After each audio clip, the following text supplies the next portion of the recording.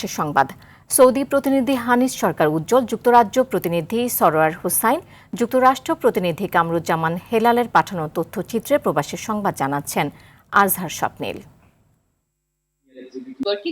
Saudi আরবের মর্যাদাপূর্ণ Red Sea আন্তর্জাতিক চলচ্চিত্র উৎসবের প্রথমবারের মতো প্রাতিষ্ঠানিক আমন্ত্রণ পেয়েছে বাংলাদেশ।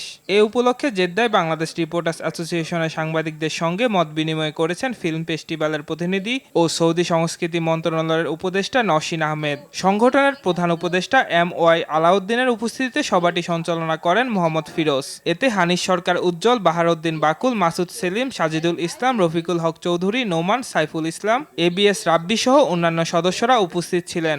সভায় নওশীন আহমেদ বলেন, এই ফেস্টিভ্যালের মাধ্যমে বাংলাদেশি নির্মাতা, শিল্পী ও প্রযোজকরা আন্তর্জাতিক অঙ্গনে নিজেদের তুলে ধরার সুযোগ পাবেন। একই সঙ্গে তৈরি পোশাক, চামড়াজাত পণ্যসহ বাংলাদেশি বিভিন্ন স্টলের মাধ্যমে সৌদি বাংলাদেশ বাণিজ্যের নতুন সম্ভাবনা উন্মোচিত হবে বলেও প্রত্যাশা সংশ্লিষ্টদের। যুক্তরাজ্যের ওয়েলসে একটি ব্যাডমিন্টন টুর্নামেন্টের আয়োজন করেছে গেট টুগেদার গ্রুপ সোয়ানসি। দিনব্যাপী এই প্রতিযোগিতায় 65টি দল অংশ নেয়। রোমাঞ্চকর ফাইনালে নিউপোর্টের তারেক ও আরশাদ চ্যাম্পিয়ন এবং প্লাইমাউথের উইল ও নিশাত রানার আপ হয়। খেলা শেষে পুরস্কার বিতরণী অনুষ্ঠানে উপস্থিত ছিলেন Vice Lord Lieutenant Martin Tainer, Councillor David Phillips, Senedd সদস্য গুইন উইলিয়ামস, সাফা এল হাসান, আহমেদ আলী, আব্দুল মুমিন, কাদের মিয়া, আবুল কালাম, খালেদ মিয়া এবং সোয়ানসি মসজিদের চেয়ারম্যান কুদ্দুস আলী।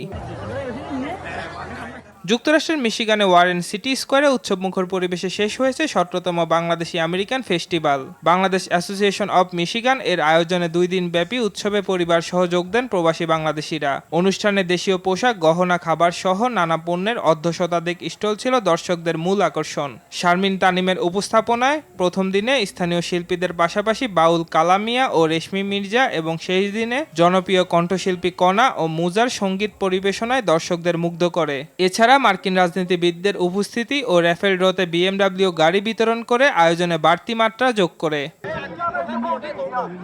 উৎসবমুখর পরিবেশে যুক্তরাষ্ট্রের মিশিগানের ওয়ারেন সিটির বুচার পার্কে অনুষ্ঠিত হল গোয়াইনঘাট অ্যাসোসিয়েশন অব মিশিগান এর বার্ষিক বনভোজন।